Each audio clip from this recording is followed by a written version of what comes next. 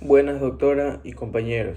Nosotros somos el grupo de la traducción del ADN, conformado por Cris Basante, Gabriela Gómez, Melanie Beltrán, Ana Arias y Arnold Crespín, la persona a quien les habla. El día de hoy nosotros le vamos a hablar sobre la traducción del ADN. La traducción del ADN es el segundo proceso de la síntesis proteica. Este proceso ocurre en todos los seres vivos y tiene lugar en el citoplasma de la célula, que es el lugar donde se encuentran los ribosomas, los cuales adquirirán una función muy fundamental dentro de este proceso. La traducción no ocurre de forma repentina, ya que es necesario que antes se haya dado un primer paso, la transcripción, en la que el material genético en forma de ADN es transcrito en la molécula de ARN anteriormente mencionada. En esta exposición vamos a ver cómo es que ocurre este proceso, es decir, la traducción. Son dos pasos necesarios para transformar la información escondida en un gen en una proteína bien elaborada, El primero es la transcripción del ADN. Una secuencia de ADN, es decir, un gen, está conformada por nucleótidos. Entre los principales nucleótidos están cuatro: la adenina, la timina, la guanina y la citosina. Durante la transcripción, el trozo de ADN es transcrito en una molécula de ARN, el cual se diferencia del ADN por un hecho de que en vez de contener el nucleótido timina, tiene un uracilo. Adenina es completamente de timina y citosina es de uracilo. Este ARN es procesado y recortado, convirtiéndose en un ARN mensajero. Después de la transcripción viene la traducción, que es el cual sobre lo que nosotros vamos a hablar en este video, que es el paso en el que el ARN es leído para conformar una cadena polipeptídica, que básicamente es una proteína pero de una estructura muy ordenada o muy lineal. Para esto es necesario juntar aminoácidos, los cuales dependerán de los nucleótidos que haya en el ARN. A continuación, le vamos a hablar sobre un poco más detallado sobre qué es lo que ocurre dentro de este proceso.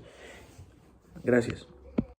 El código genético. Y bueno, como ya íbamos diciendo, durante la traducción, la información contenida del ARN mensajero es leída, usándose como si fuera un tipo de manual de instrucciones para conformar una cadena de aminoácidos, que esto sería un polipéptido. Y es en esta fase en la que se obtendrá lo que se podría considerar una estructura anterior a la proteína, lo cual básicamente es una cadena de aminoácidos, pero con una estructura tridimensional. Cada secuencia de 3 nucleótidos, llamados codones, del ARN mensajero se corresponde con un aminoácido en específico o con una señal de inicio o terminación. Los tripletes que codifican el fin de síntesis del polipéptido son UGA, UAG y UAA, mientras que el codón AUG codifica la señal de inicio y también el aminoácido metionina. En conjunto, las relaciones codón-aminoácido es lo que conforman el código genético. Es lo que permite que las células se codifiquen por medio del ARN mensajero, una cadena de nucleótidos a una cadena de aminoácidos. Y para entenderlo mejor, a continuación tenemos una cadena de ARN mensajero con nucleótidos y a su lado tenemos los aminoácidos que corresponden a cada triplete de nucleótidos, además de las señales de inicio y terminación. El papel de los ribosomas y el ARN de transferencia. Antes de entrar en detalle con cómo se da la traducción del ADN, vamos a hablar sobre los dos elementos que permiten que el ARN mensajero sea leído y se sintetice una cadena: los ribosomas y el ARN de transferencia. ARN de transferencia. El ARN de transferencia es un tipo de ARN que sirve como puente molecular para conectar los codones del ARN mensajero con los aminoácidos para los que codifica. Sin este tipo de ARN no sería posible relacionar un aminoácido con el triplete de nucleótidos presentes en el ARN mensajero. En cada ARN de transferencia hay un extremo que tiene una secuencia de 3 nucleótidos llamada anticodón, que es complementario al triplete de nucleótidos del ARN mensajero, y en el otro extremo llevan al aminoácido. Ribosomas. Los ribosomas son orgánulos conformados por dos subunidades con apariencia similar a la de los dos bollos de hamburguesa, la subunidad grande y la subunidad pequeña. En el ribosoma, además, existen 3 lugares huecos en donde el ARN de transferencia se hunde con el ARN mensajero, los sitios A, P y E. Es en el ribosoma en donde se construyen los polipéptidos. La traducción del ADN, el proceso. Cada segundo nuestras células van produciendo un centenar de proteínas. Es por este motivo que se considera la traducción como un proceso tan importante para la vida, ya que sin él nos quedaríamos sin la capacidad de poder transformar la información que contienen nuestros genes. La traducción del ADN se da principalmente en 3 etapas, las cuales son la iniciación, la elongación y la terminación. Yo les voy a hablar del primero, el cual es la iniciación. La iniciación de la traducción del ADN se da en el ribosoma, en el cual este orgánulo se ensambla alrededor de una molécula de ARN mensajero en el cual se va a insertar un ARN de transferencia. Este último tipo de ARN tiene que llevar el aminoácido metionina codificado mediante el codón AUG, el cual es la señal de inicio de la síntesis de la cadena polipeptídica. Este conjunto de ribosomas, tanto de ARN mensajero como ARN de transferencia y la metionina, es conocido como el complejo de iniciación y es necesario para que se pueda dar la traducción. Elongación. La elongación, como su nombre lo sugiere, es la etapa en la cual se añaden aminoácidos a la cadena polipeptídica, haciendo que ésta sea más larga. A medida de que vayan traduciéndose más tripletes de nucleótidos del ARN mensajero, más aminoácidos tendrá el polipeptídico. Cada vez que un codón nuevo está expuesto, un ARN transferencia se unirá, claro, si este es correspondiente. La cadena del aminoácido existente se une al aminoácido del ARN transferencia mediante una reacción química. El ARN mensajero se desplaza un codón sobre el ribosoma, lo que expone un nuevo codón para que se lea. Dentro de la elongación podemos distinguir 3 etapas. La primera, un anticodón. ¿Qué es un anticodón? Este es un triplete del ARN transferencia que tiene las bases complementarias a las de un triplete del ARN mensajero. Este se aparea con un codón expuesto del ARN mensajero en el sitio A. Se forma un enlace peptídico mediante la acción catalizadora del aminoácido del ARN transferencia sintetasa. Entre el nuevo aminoácido introducido y el que se encuentra inmediatamente antes que él, el nuevo aminoácido se encuentra en el sitio A del ribosoma, mientras que el anterior se encuentra en el sitio P del ribosoma. Tras formarse el enlace, el polipeptídico es transferido del sitio P hasta el sitio A. El ribosoma avanza un codón en el ARN mensajero.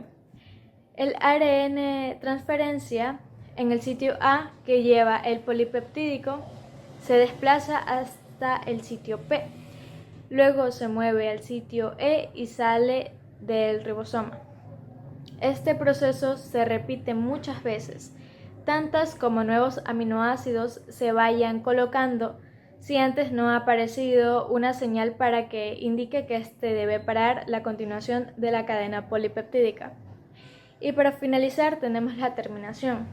La terminación básicamente es el momento en el que esto para. En el momento de que la cadena polipeptídica es liberada, dejando de crecer. Esta comienza cuando un codón de terminación UAA, UGA o UAG aparece en el ARN mensajero. Esto, cuando es introducido en el ribosoma, dispara una serie de eventos que dan como resultado final la separación de la cadena del ARN transferencia, permitiéndole flotar hacia el citosol. Puede darse el caso de que, pese a haberse realizado la terminación, el polipeptídico todavía necesite necesite tomar su forma tridimensional correcta para que se convierta en una proteína bien formada. Aunque, en esencia, las proteínas son cadenas polipeptídicas. Su diferencia de la cadena polipeptídica recién fabricada en el complejo ribosómico es que presentan su forma tridimensional, mientras que la cadena polipeptídica nueva es básicamente una cadena lineal de aminoácidos. Una vez explicado todo el proceso de la traducción del ADN, es necesario saber cuáles son las principales diferencias de este proceso, tanto en células eucariotas como en células procariotas. Por eso vamos a distinguir sus principales diferencias, como expliqué. Como primer punto tenemos el ARN mensajero, porque en procariotas este ARN mensajero es generalmente policistrónico. ¿Qué quiere decir policistrónico? Que un solo ARN puede codificar varias proteínas diferentes, lo que es totalmente diferente en eucariotas, ya que el ARN mensajero es conocido como monicistrónico, es decir, que solo puede codificar una proteína. Otra diferencia marcada son los ribosomas, ya que en los procariotas tienen ribosomas 70S y en las eucariotas tienen ribosomas 80S. Otro factor muy importante son los factores de iniciación, porque en células procariotas estos aquí utilizan menos factores de iniciación en comparación a las eucariotas, es decir, que las eucariotas requieren un conjunto más complejo de factores de iniciación para así poder ensamblar el ribosoma y comenzar la traducción. Otra diferencia muy marcada es el tiempo de vida del ARN mensajero en estas dos células. En las procariotas el ARN mensajero tiene un estimado de vida muy corto, lo que es totalmente diferente en las eucariotas, ya que este ARN mensajero tiene una medida de vida más larga que puede ser más minutos, horas e incluso días. Ahora vamos a saber qué pasa si este proceso hay un fallo en la traducción del ADN.